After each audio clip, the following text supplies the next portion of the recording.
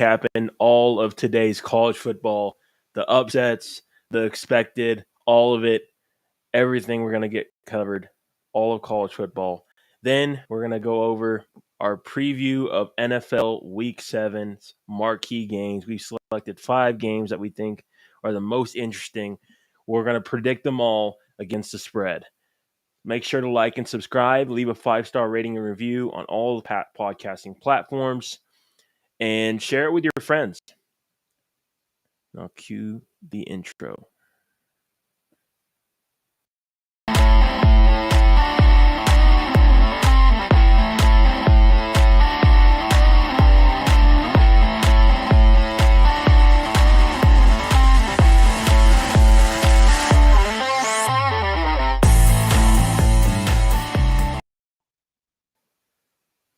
What is up, everyone? Welcome back to the Raw Prospect Podcast. My name is Imy Nixon. Today is October 23rd, 2022. It's NFL Sunday. Currently 1:05 a.m. It's been a long day. But joining me from Austin, Texas, the Stat King himself, Mr. Michael Ween. What's up? It has been a long day, but we're here. And it's been a long weekend, but we're here. And this isn't really an official picks podcast, as you guys have seen, the past couple weeks, or I guess the entire season so far. But schedules conflicted. We couldn't do it when we usually do it.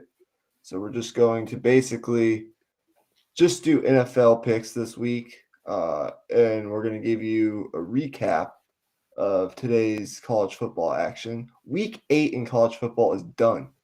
It's crazy. Teams usually play 12, 13 games. So there's really only there's bye weeks mixed in. So there's really 6 weeks of regular season left.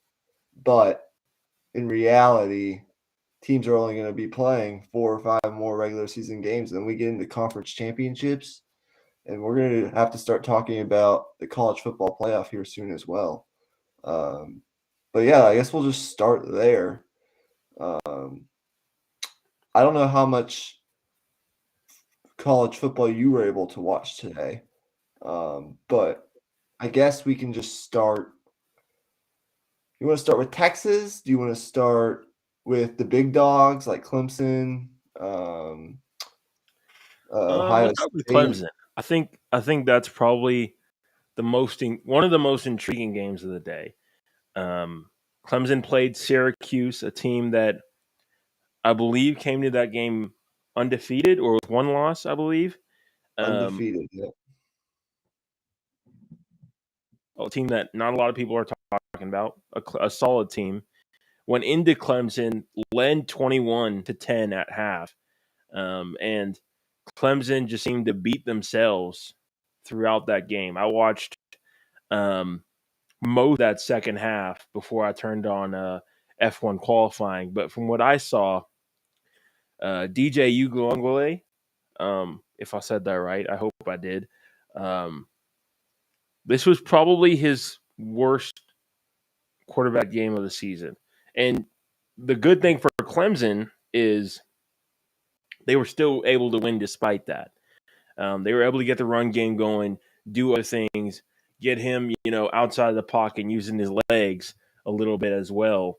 And finding different ways to win is just part of the deal in college football. There's going to be bad halves, and you got to just be able to bounce back. And Clemson did that. So, am I as high on them as I was at the start of the day? No, probably not. But am I out on them being a college football playoff team? Definitely not. Well, I'll start with this. Clemson has been a polarizing team all season. People have looked at this offense at times and they've said, wow, this team can't win this way. They're not explosive enough offensively to beat the Ohio State, the Alabama, even the Georgia, or Michigan even. And I still believe that.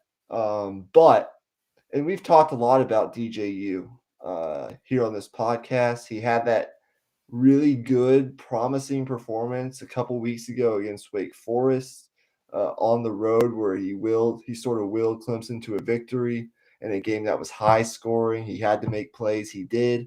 So you have to give him credit where credit is due. He followed that up with another pretty good performance I think it was on the road against Florida State. And then a couple good performances. He stacked them, week to week. Today was kind of back to his old ways. Just there wasn't really any fluidity. There hasn't been any fluidity to this Clemson offense for lots of the season. It's been somewhat impressive that they've been able to win, but they do have one of the better running back duos in the country in Maffa and Will Shipley. And I got to commend them on their commitment to the running game. Even when they were struggling to throw the ball, they kept running the ball. Even when they got down by 2 scores, they kept running the ball, and it was working. Syracuse couldn't stop it. The only thing that was stopping Clemson offensively were fumbles and interceptions. They beat themselves.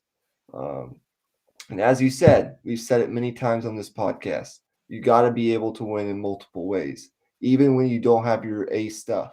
Even when it's your C stuff, sort of like Clemson had today, you got to be able to figure out ways to win in college football, especially when you're playing less talented teams. Syracuse, fantastic team, but Clemson has more talent than Syracuse. It's just what it is. So you got to give credit to the true freshman from Westlake, Cade Klubnik, coming into that game, giving them a spark. I feel like what he was able to do, getting outside the pocket and making plays with his legs, but also being patient at times and making a couple throws that were impressive. Give credit to him. He sparked their offense, and I think the defense fed off of that. And they started getting pressure, and that Clemson defense in that second half looked like the Clemson defense that was talked about and highly touted coming into the season.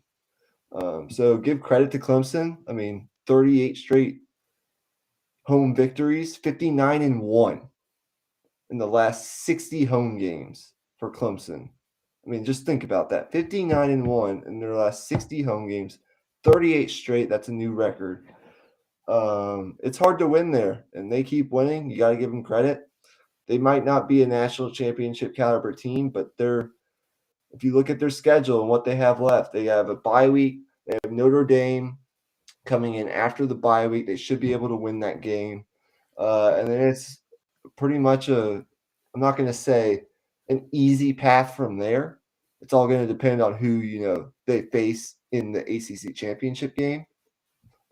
But they should win out if they take care of business. And they probably, if I had to guess, looking at the landscape of college football right now, considering that, Tennessee's looked fantastic, but they still got to play Georgia on the road and then in the SEC championship game against Bama if they get there. So they have a tough schedule still left. Ohio State and Michigan will sort of work itself out in the last game of the season. TCU, we're going to talk about them in a minute. They won tonight, but I think their margin for error is pretty slim, given that, I don't think a one-loss – well, it depends on what happens. A one-loss Big 12 team might get in. It just depends on who they lose to. But I look at the landscape of college football right now, and if I had to guess, I think an undefeated Clemson team is going to get in the playoff.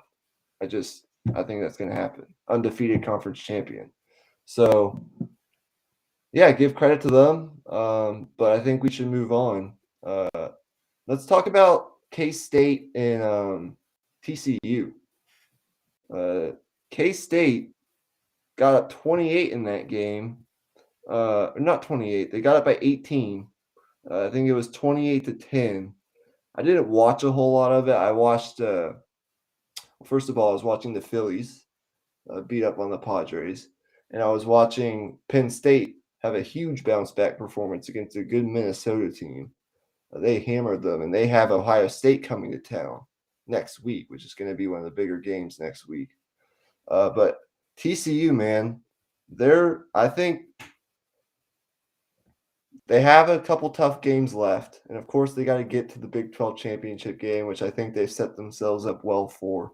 But it wasn't Max Duggan's best game, but he was great when he had to be, and he made plays. And I know that K-State had some injuries at quarterback. Adrian Martinez goes down. They even had to go to their third stringer at one point.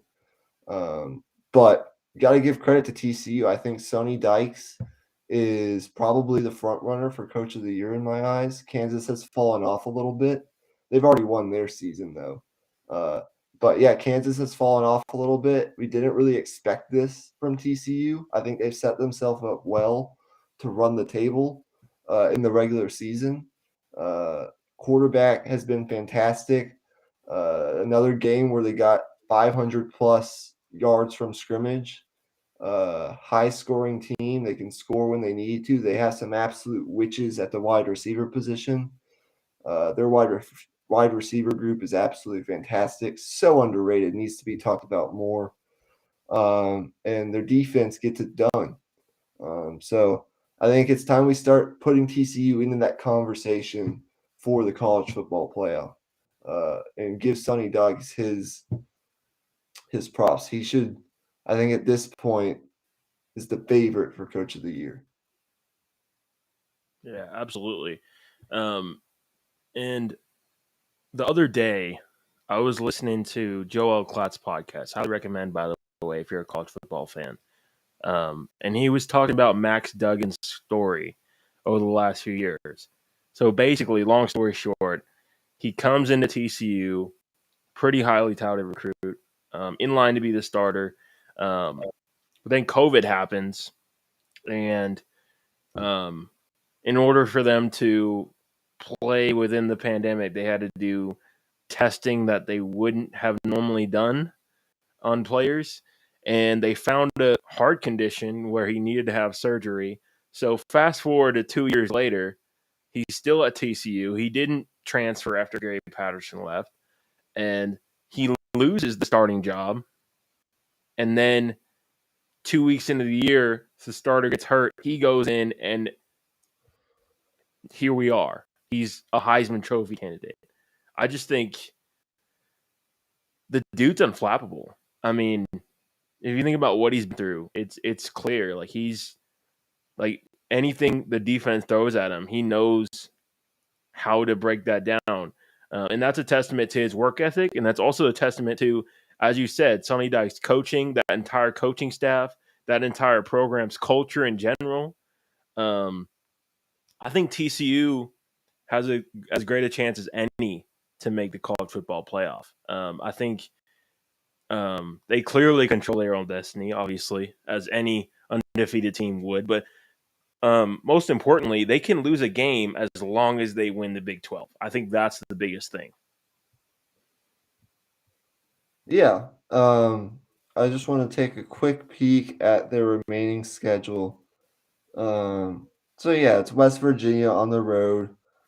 Game they should definitely win.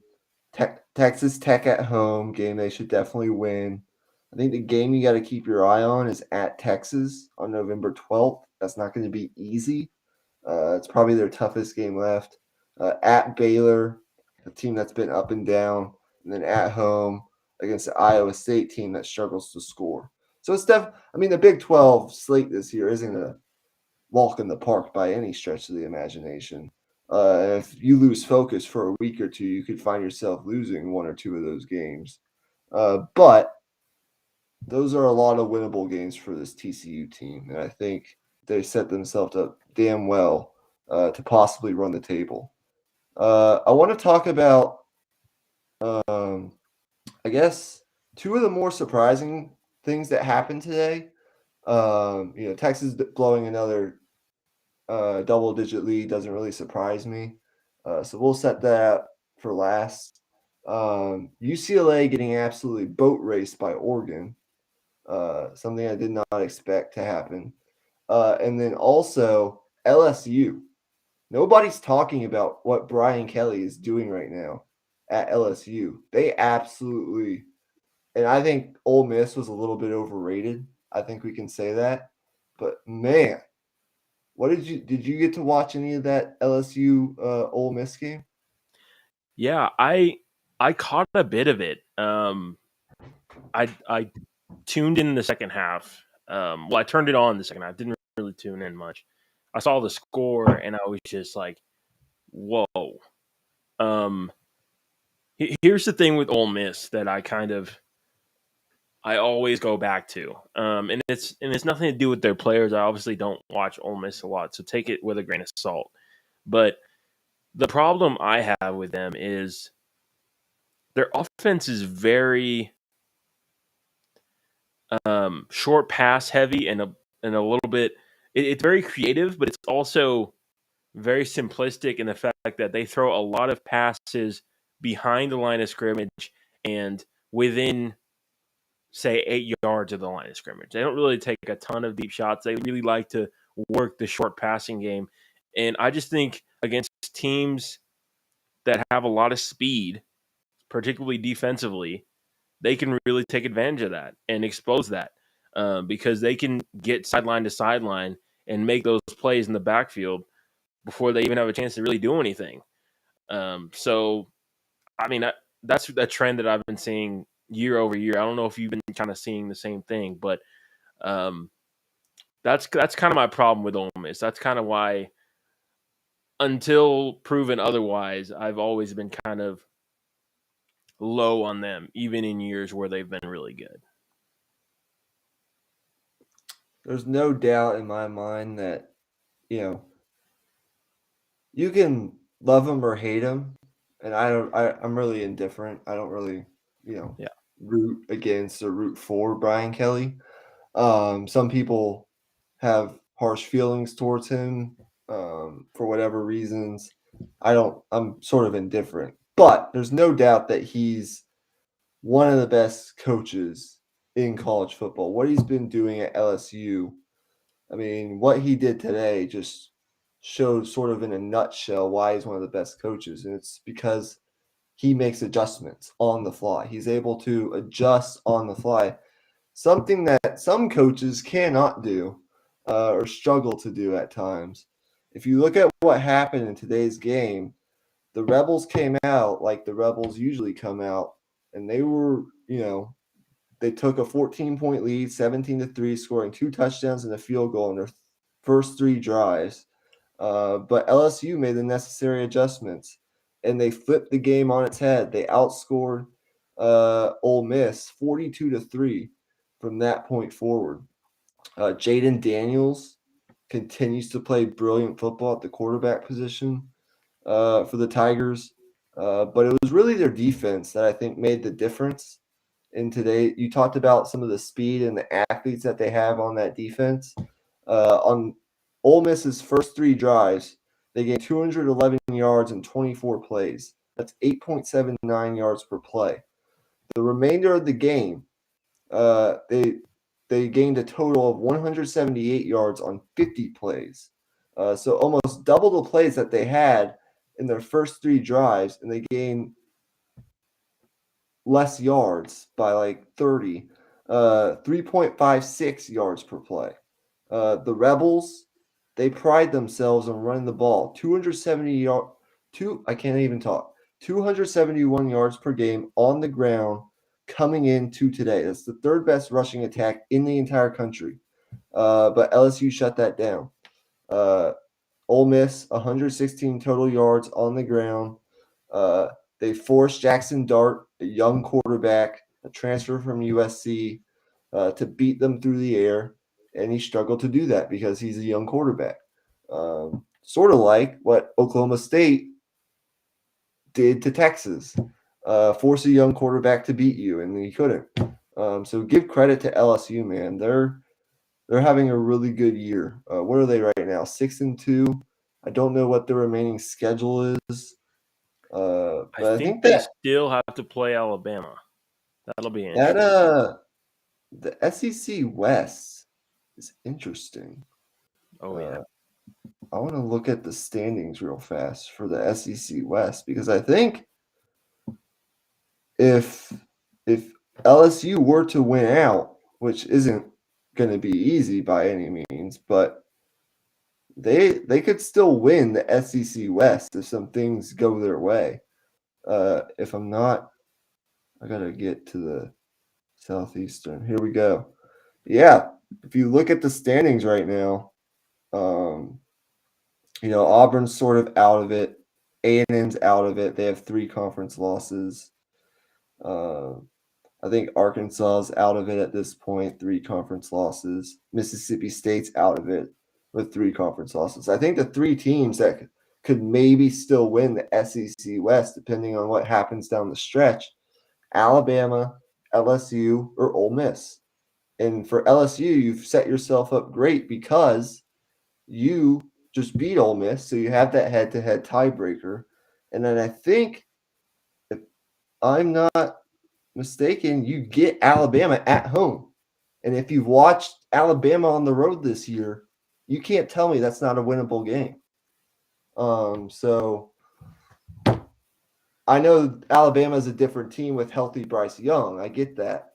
But they've still struggled regardless on the road this season. So you look at their schedule, I think they have a bye week next week, and then Alabama comes to town. So I think they'll be prepared under Brian Kelly off a bye week. That'll be an interesting game to talk about. And then you get Arkansas on the road. That's not going to be easy. Sam Pittman will get his team up to play that game, but that's certainly a winnable game. UAB at home, and then Texas A&M. So they could certainly win out and set themselves up to win the SEC West, but they have to win that Alabama game. That's gonna end up being a huge game. Yeah, and they have to win out, and then they have to have Alabama beat Ole Miss as well. Yeah, that is true. So, That yeah. is true. Let's talk about Texas. The elephant in the room. We're 2 Texas fans, obviously, on this podcast. The one team that we both are a fan of. Let's talk about it. Texas went down today, 34-27, I believe. Late interception, really kind of sealed it. They got the ball back late, but it couldn't really do much with it. But what was your takeaways from this game? I think the final score was 41-34, but regardless, it was a 7-point game. Right. Another double-digit blown lead by Texas. Scored, I think, 3 points in the second half. Now, wind was a factor the entire game. There were missed kicks on both sides. And I think both quarterbacks, especially Quinn, but both quarterbacks at times had their struggles with accuracy through the air. Those winds were swirling 20 to 25 miles per hour. But this is a troubling trend at Texas. We've seen things improve this year for sure. We've seen it go different ways. We've seen this Texas team when they're at their best, and I still think at their best, they're like a top, as Joel Klatt says, I think when they play their best, they're a top 15 team in the country with a healthy Quinn Ewers. But today was just a struggle. But look, I think these are the type of games, because Quinn, he's a true freshman, so he's still learning. These are the type of games that are going to make Quinn Ewers into the player that we think he's going to be in 2 to 3 years when he's looking to get drafted into the NFL. These are the growing pains that you have to experience in order to become the player that you want to be. It was ugly today. 19 for 49 is quite awful. I don't know what it was. Maybe at some point Sark's play calling, but at other times I thought there was some miscommunication. Ewers and his receivers, particularly Xavier Worthy, weren't on the same page at all times, which is sort of surprising. Texas, I think, went away from the running game a little bit too much when they were running the football well and moving the chains. They went away from it and they tried to force it through the air, and it just wasn't working. They didn't utilize Jatavion Sanders, in my opinion, near enough. They need to utilize him more offensively. They were effective for most of the game running the football. I mean, that hasn't really been an issue. And then defensively, they still continue to struggle on third downs. For whatever reason, they're one of the worst. They're a pretty good defense, like in all other areas, but they struggle to get pressure on the quarterback, and they struggle to get off the field on third down. And if you can't do those two things, well, then it really doesn't matter that you're in the top 50 defensively in terms of points given up per game, because that I think they just get tired. I don't know. There were some injuries as well that didn't help. I just think it's sort of a troubling trend. I mean, if you're Sark, I know it's year 2. You got to give him time. Another great recruiting class coming in next year. He's done great on the recruiting trail. I think some of these young offensive linemen have exceeded expectations. I think you can say that. The offensive line certainly hasn't been that prominent of an issue.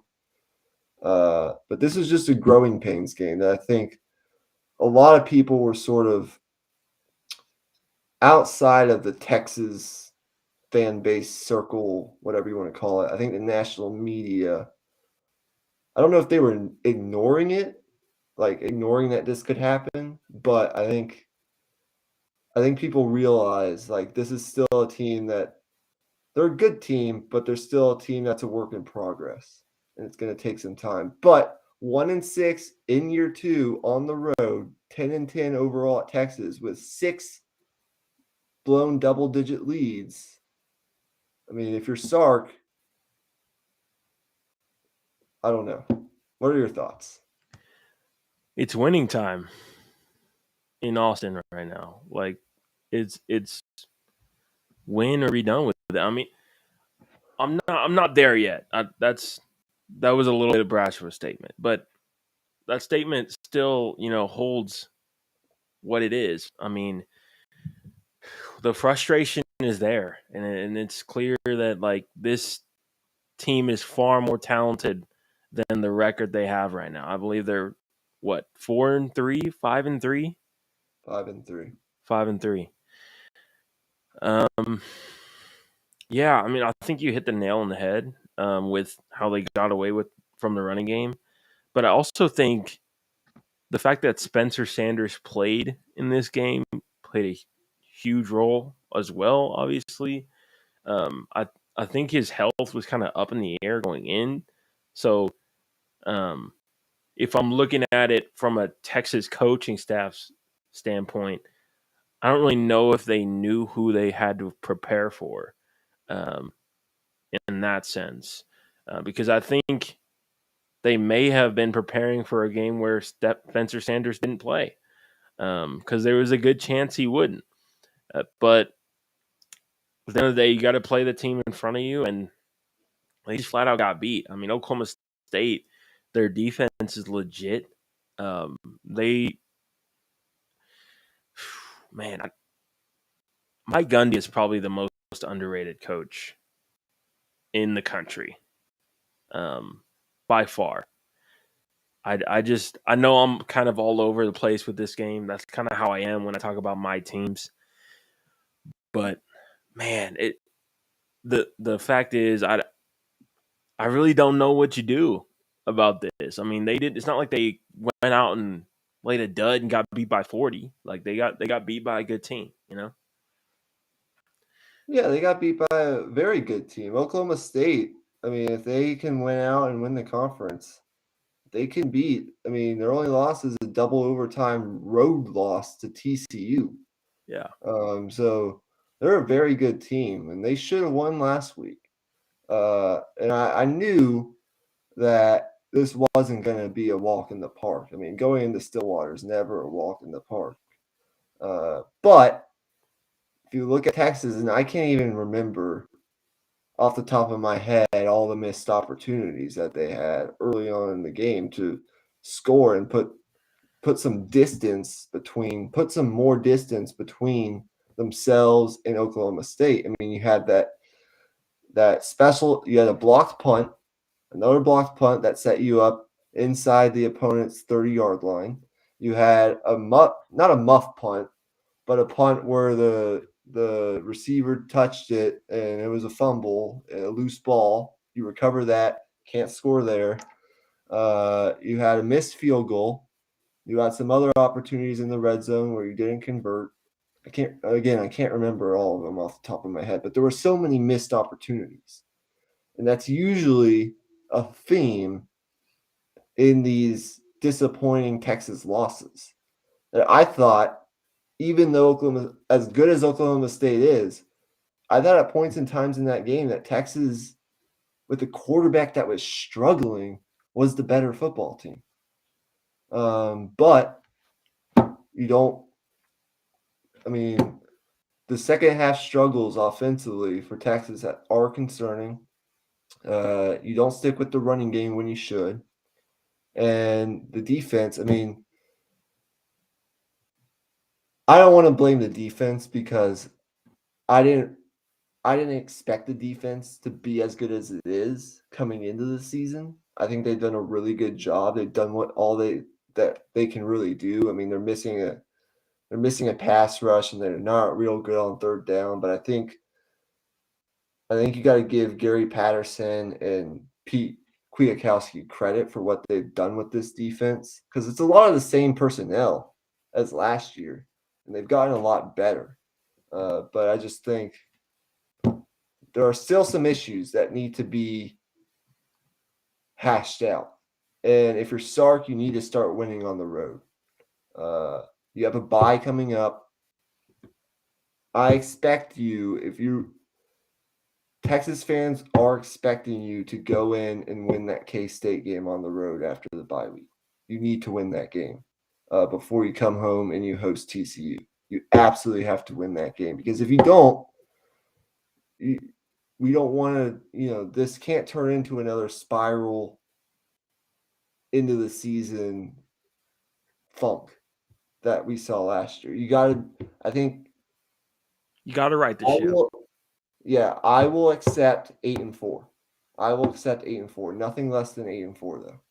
So that gives you room for one more loss over the last 4 games. You have Baylor left at home, a game you should win. You have, I think, K-State on the road, TCU, and Kansas. So I think you can win 3 out of those 4 games, and you should if Quinn Ewers plays better, which I think he will. Right. Yeah. But bottom line, today was a learning experience for a young quarterback playing in his 4th game as a college starter. And a Texas team that's still learning how to win. I mean, 5-7 last year to 5-3 now, still a chance to have a really good season if you can right the ship over the bye week. Yeah, exactly. But I think we're at the 34-minute mark, so I think that'll do it for college football.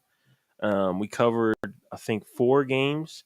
So I think we'll just go ahead and move on to our NFL slate here. We chose 5 games that we're going to predict here. The lines that we're going to use are via CBS Sports, I believe. If you're looking to use these lines in any way, they're on CBS Sports if you're interested in that. So, first game on the slate. Cleveland Browns at Baltimore Ravens. I believe the Ravens are favored -6.5 at home. Yep. What are you thinking? AFC North divisional rivalry. I don't want to say I know this better than anybody, but you kind of think it's going to be a pretty close game. I tend to think that the Ravens, I think, are a really good team that's just sort of come up small in like high leverage moments at times. I still think they're a really good team. Lamar Jackson, for the most part, has been really good. They did blow another 20-10 fourth quarter lead last week in a loss to a good Giants team, but it's still a game they probably should have won. The final 15 minutes of that game included a Lamar Jackson interception after a botched snap, a Lamar Jackson fumble on their last drive, and then the defense giving up a Giants 75-yard touchdown drive as well. So they've blown leads of 10 points or more in the fourth quarter 3 times this year. That's sort of an alarming trend. Now I know the Browns have sort of been a shit show. They've lost 3 in a row. Their defense in terms of EPA per drive, which is a statistic that I don't really know how to explain, but they're not good in that statistic. They rank 31st, and I think it's expected points added per drive. They're not, I guess, performing to the level that I sort of thought they would. I think it'd be no surprise to me to see the Ravens sort of step on the gas here a little bit as we approach. I mean, we're getting close to November now. As we approach, the Browns really struggling. As we approach November, the Ravens step on the gas and they sort of blow the Browns out. But I think this is a divisional game. Both teams run the ball really well. I think it might be a little bit more low scoring, considering how well the Browns run the ball. I'm going to pick the Ravens to win, but I think the Browns can keep it close and cover because of how effectively they can run the football. Yeah, I'm right with you there. This game is pretty simple to me. The Browns, they've lost 3 in a row, but they've also been extremely competitive despite that lackluster defense. And also, Lamar Jackson and the Ravens, I think they'll still be without Rashad Bateman as well, which is something that not a lot of people are talking about. But before he got hurt, he was not only their number one receiver and living up to that first round pick, but also a star in making, breaking out, in the process of breaking out before he got hurt. And he's extremely important to that team because without him, they really don't have any contribution from that receiving core. So with that being said, I think I'm going to take the Browns to cover. And I'm almost inclined to take them to win just because I have so much faith in Kevin Stefanski and Nick Chubb and that offense. But I am going to take Baltimore to, steady things at home. This is a big game for that coaching staff. They're on the hot seat in a lot of people's eyes, especially that offensive coordinator. What's his name?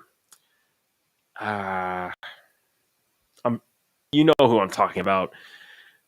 Anyways, I'm taking the Browns to cover. Ravens to win outright. We agree.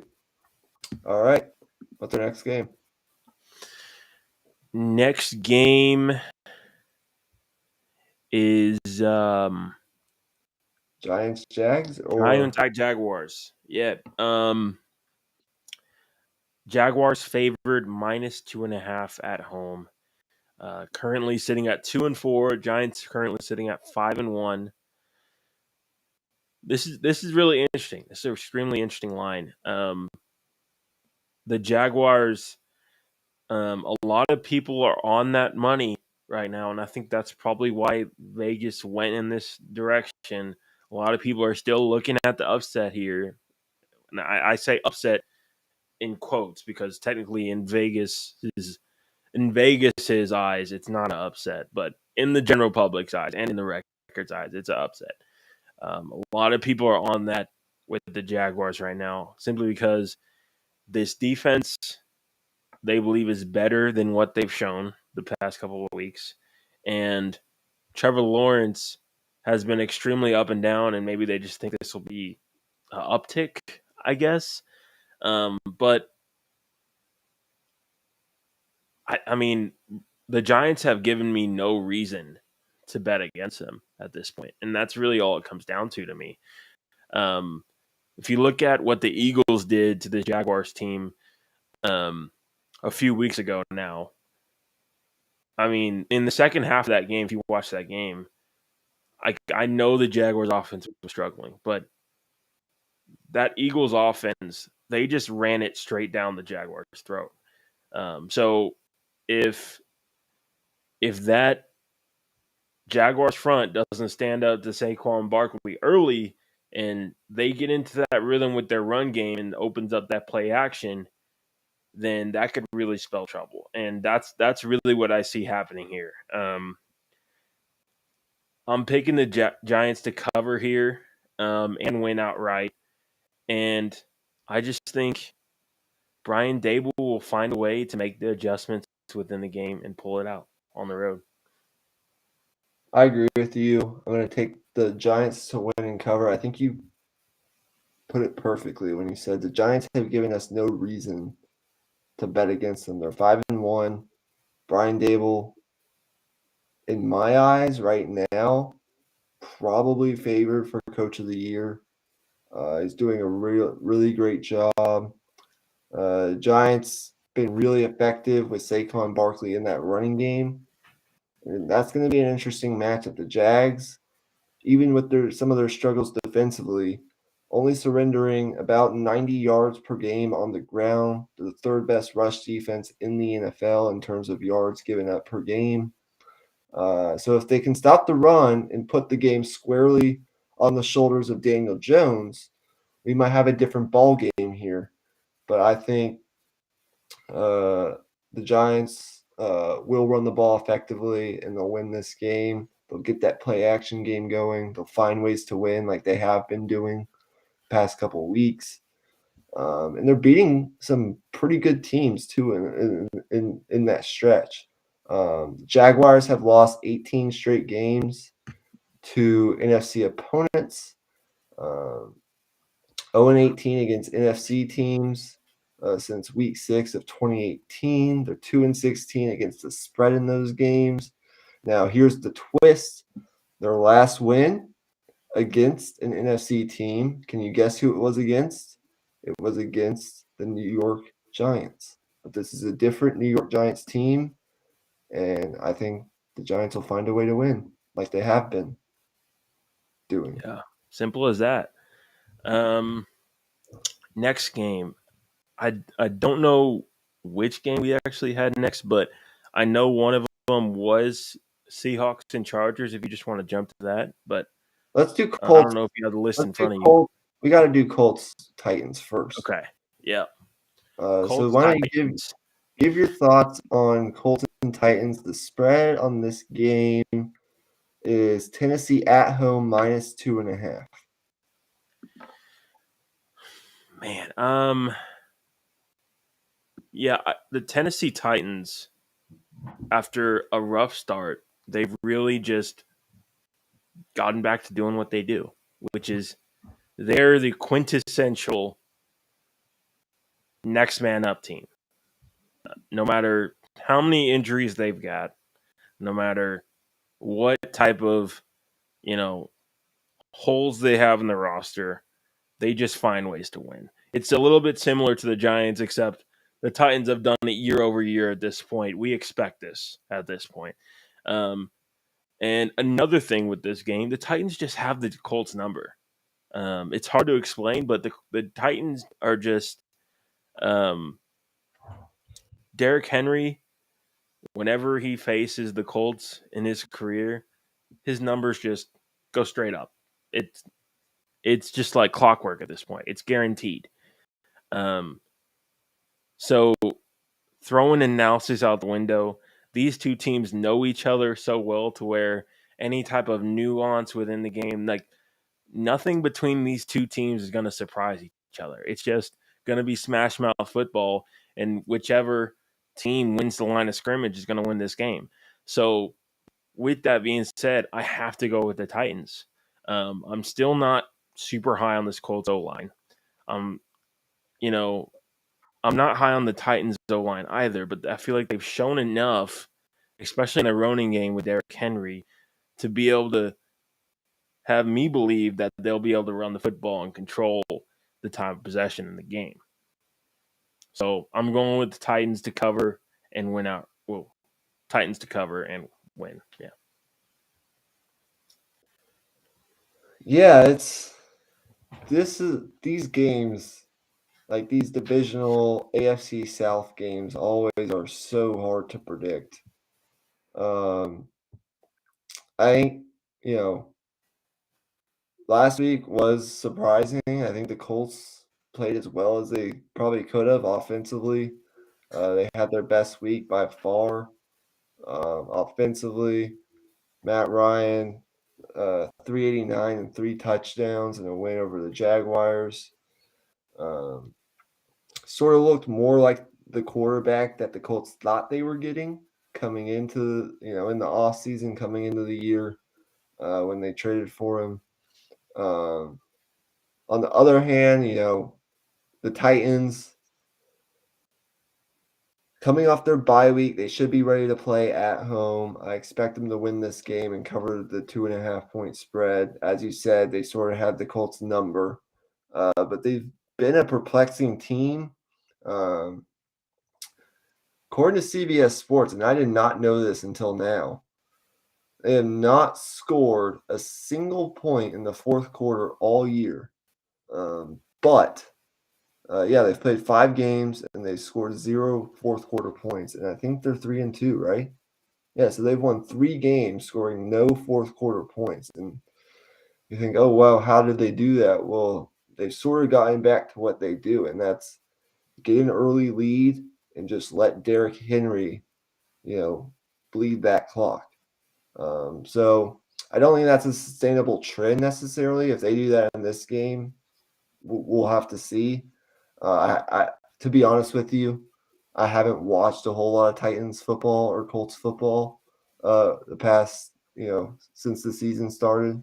But I'll be watching this game and it'll be interesting. But I have to go with what I know, and that's the Titans will come out ready to play off a bye week, well-coached team, and Mike Vrabel and Derrick Henry. The Colts can't stop them. Yeah, I could definitely see it being close though, which is what makes it risky. The fact that it could be within two or 1 point. But I've got the Titans by a field goal here. I feel pretty good about that. Okay. Next game, Chiefs and Niners. And this is actually the perfect opportunity to discuss the big trade that happened on Thursday. Christian McCaffrey was sent to the San Francisco 49ers in exchange for a lot of draft compensation. I believe it was third and fourth round pick this year and a second next year, if I'm not mistaken. I could be wrong on that. I probably am wrong on that. But what were your initial thoughts on the trade? And then just get into what you think about this game. Well, to be honest with you, I was not of sober mind on Thursday night when the trade happened. So it's taken me a while to sort of, I guess, think about it. Look, I think Colin Cowherd said it better than anybody. If you want to, the teams that are aggressive in sports usually end up winning big at some point. And I think the Niners saw an opportunity and they went for it. And I think you got to give them credit. Now, that's a lot to give up for a running back that's been hurt for a lot of his career. But you got to take chances. You got to take risks. And I think that's what it comes down to. If you're the 49ers, you have a roster that, albeit has had a lot of injuries, is dealing with a lot of injuries. They're not fully healthy right now. You wanted to get another weapon in there to help, put Christian McCaffrey in this Kyle Shanahan offense. We really don't know the limits of this. But yeah, I think you got to give them credit for taking a risk. We can talk about the value all day, but look, if they get a Super Bowl trip out of this, if they make a run here, and Christian McCaffrey is a big part of that, nobody's going to give a shit about those draft picks that they gave up. And he can be a big piece of this team going forward. He can add dimensions to this offense, and I'm excited to see what Kyle Shanahan can do with him in this offense. But the Niners right now, they are really banged up, to put it lightly. I have the list of Niners injuries right here, and I can just go through it a little bit right now.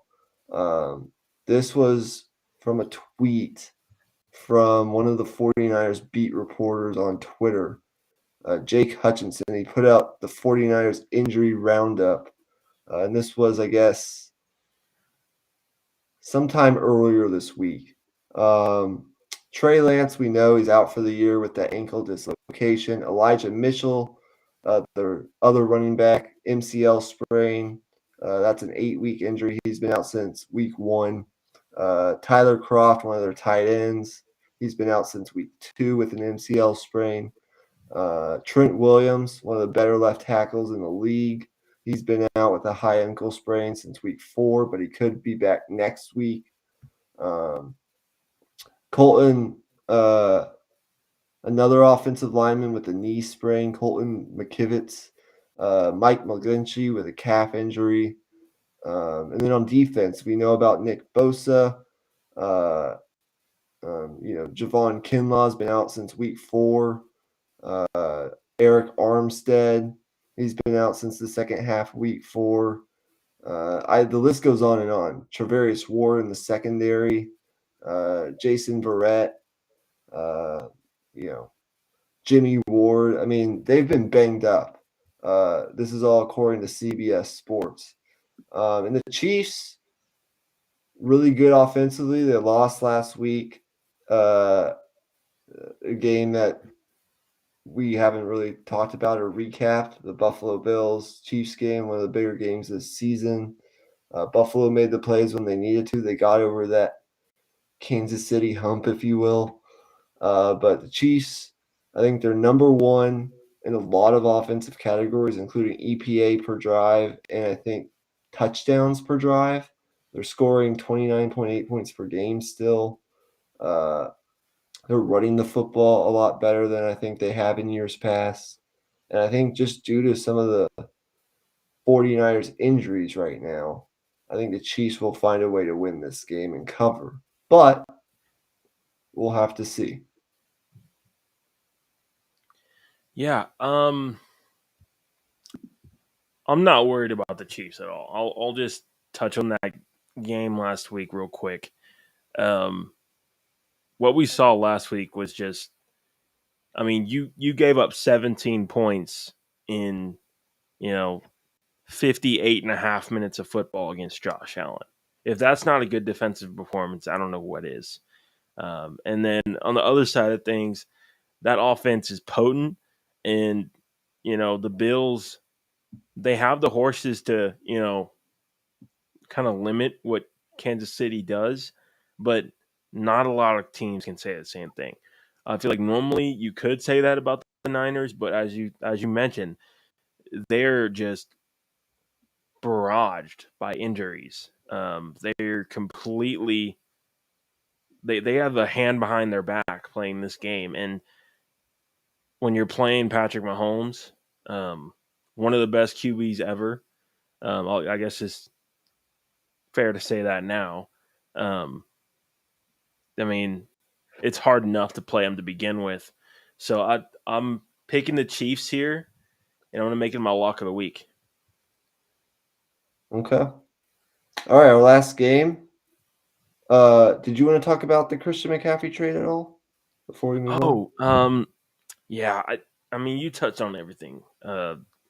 If they make a run and McCaffrey's a part of it, nobody cares about the draft compensation. It's a win now move, and they felt that they're a piece away, and they just needed that piece. The thing that I question is, You drafted a running back in Davis Price in the third round this year as well. And you've invested a bunch in the running back position now. So if let's just say you lose this game, you fall to 3-4. You still play in the NFC West, which is not in a amazing division, but it's not it's not a weak division either. So there is also a chance on the other side of things they could miss the playoffs and end up giving their top 4 picks of this year's draft away, not picking till the 5th round, and then coming back next year, hopefully with Trey Lance, but basically no rookies on the roster. So there's give and take there. There's definitely some negatives. There's definitely some negative ways to look at it, but I mean, you got to have faith in Kyle Shanahan. That's the way I see it. You give Kyle Shanahan a weapon like Christian McCaffrey, and you just let him create. I know Kyle Shanahan has something up his sleeve here, and I don't think the Niners would have agreed to make the move if Kyle Shanahan didn't okay it and didn't want it.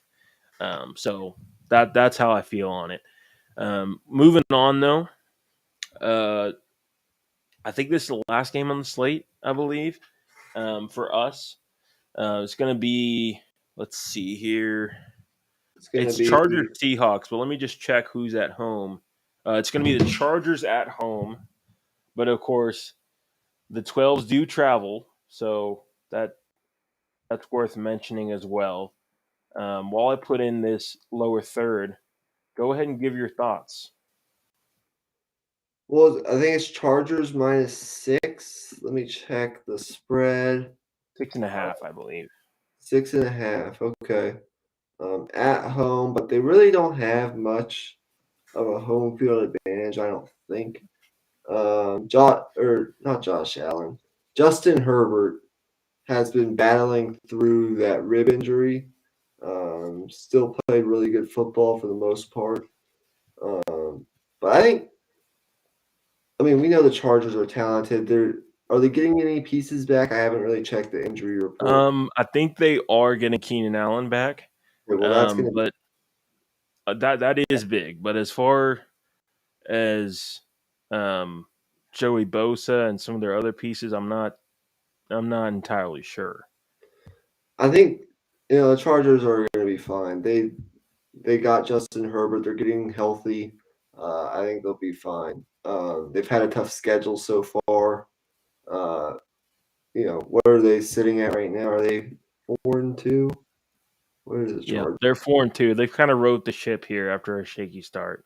Yeah, they're going to be fine. But the Seahawks are a team that really can't be overlooked. And they're a team that I think has already proven me and a lot of their doubters wrong. I don't think it really matters what happens the rest of the season.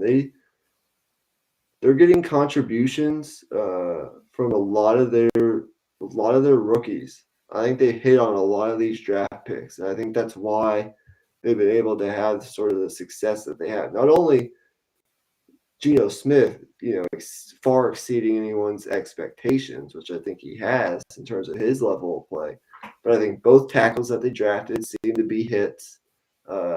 Charles Cross, and then the other guy on the right side out of Minnesota. Tariq Woolen has shown up the past couple games. The kid out of UTSA. Kobe Bryant, the running back that they drafted. The guy from Michigan State. There's another receiver. Yep. There's another receiver that's sort of been involved as well.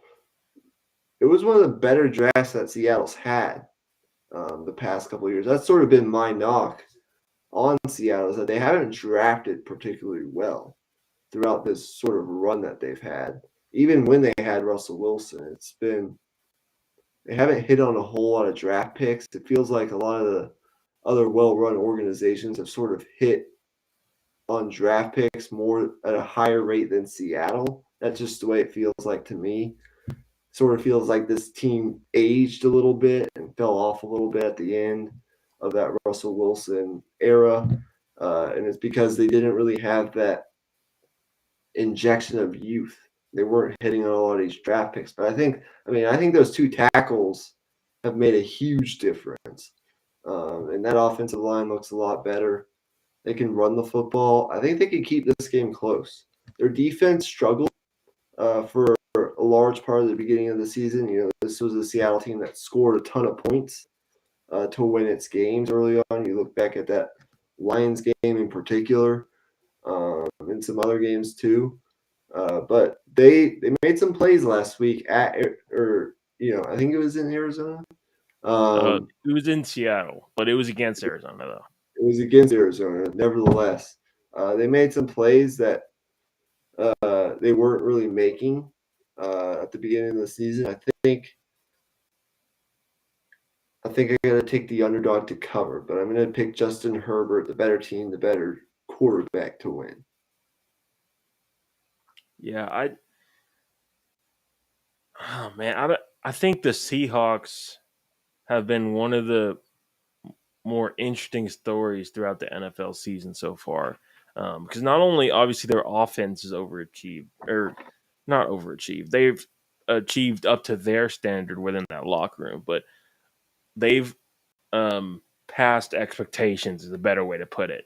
Our expectations, Right. but on the other side of things, even that defense is playing better than what we may have thought. I mean, it feels like Jamal Adams is doing Jamal Adams things again. They're using him in more creative ways. They're not putting him out in coverage, and you know they're kind of leaning more into his strengths as a player, getting him more on blitzes, getting him more towards the line of scrimmage, kind of in a hybrid linebacker type of role, which I really like. And I don't know, this team, this is all kind of speculation, but this team feels cohesive. They feel like they've bought into Pete Carroll's system extremely well. And it just makes me wonder if Russell Wilson being there kind of kept players from buying into Pete Carroll, and kind of they bought into Russell Wilson instead of Pete Carroll in a sense. I think maybe that's what was creating a rift in that locker room, but that's all speculation. That's really off of just me spitballing. That's really off of no evidence or anything like that. But the Seattle team feels different. That's the point. And it's not just the change at quarterback. It feels like an entirely different attitude to this team. So I'm taking the Seahawks to cover here, and I actually thought about this as my lock of the week as well. I was actually really close to taking this as my lock of the week, but I was just afraid of maybe a late touchdown from Justin Herbert covering that spread in the end. So or not covering that spread, but taking the lead back in the end to win. So I'm taking Seattle to cover here and keep it close, but I'm going to take LA to win. So you took Kansas City as your lock of the week, correct? Yes. Okay. I think the past couple weeks sort of been low-hanging fruit as far as lock of the weeks go. I mean, Tennessee +9 at home against Alabama was like, that was as easy as it gets. And we've done a lot better since the start of the season, hitting on our locks of the week the past couple weeks, taking some underdogs here and there. But I'm not going to go with the low-hanging fruit this week. I did it last week. I don't want to do it 2 straight weeks. I want to take a risk. I'm going to take the Giants on the road in Jacksonville plus 2.5 actually as the underdogs, but not huge underdogs like last week. I think the Giants have proven that they are a good football team, and I think they're going to continue to prove that. And I love Brian Dable as a head coach. So, yeah, I'm going to take the Giants plus 2.5 to cover that spread and win the game. lock of the week. Okay, yeah, that is quite the risk, but it's really not that big of a risk considering what we think of the Giants. So hopefully that works out for you. But for me personally, as a Cowboys fan, I'm gonna be cheering for the Giants to lose. Just a disclaimer there: I need the Giants to lose just so that the Cowboys can keep in touch in this division. Now that we've lost to the Eagles, but anyways, that's gonna do it, guys. Leave a like on the video. Make sure you're subscribed to the channel. We're gonna be coming back with our Western Conference preview here pretty soon. I think as soon as Monday, possibly. So stay tuned for that. And yeah, we're going to continue our MLB playoffs coverage, obviously. The Phillies just took a 3-1 lead in that series. They're going back to San Diego. And then the Astros are up 3-0. Yeah. Ooh. Yeah. Sheesh. I We'll think get into all that. you may have been kind when you said Astros in 5. I have no confidence right now that the Yankees are going to win tomorrow and push this any further than tomorrow. The offense has been, let's just put it as it is, inept for the most part. Not just this series, pretty much for the entire playoffs. They won that Guardians series because they hit a couple home runs, made a couple more plays than the Guardians did. But looking back on it now, man, I think teams have realized, and it's not just the Astros. I think teams realize this late in the season that this Yankees team was built to win. They were built to win. I don't know how to say this. They feed off Judge.